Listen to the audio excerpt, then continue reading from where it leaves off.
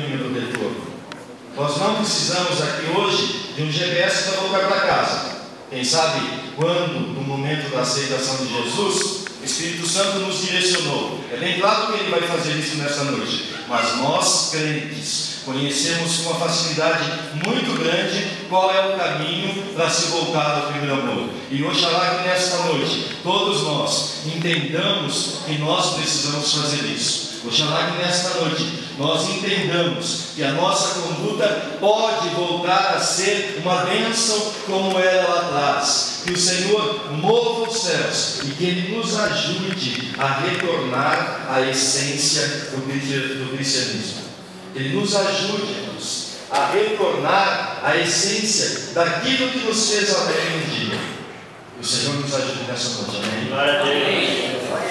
Eu vou falar que arrependimento já é uma decisão a ser tomada. Você precisa decidir sobre isso. É uma atitude a ser feita. Está guardando isso no seu coração. Algumas coisas você precisa querer. E quando você quer, algo acontece. Não estamos falando de confissão positiva. Isso é aula de amanhã. Mas eu estou dizendo que quando você quer retornar ao Senhor, o Senhor te dá a oportunidade para isso. Amém? Éfeso, irmãos, era uma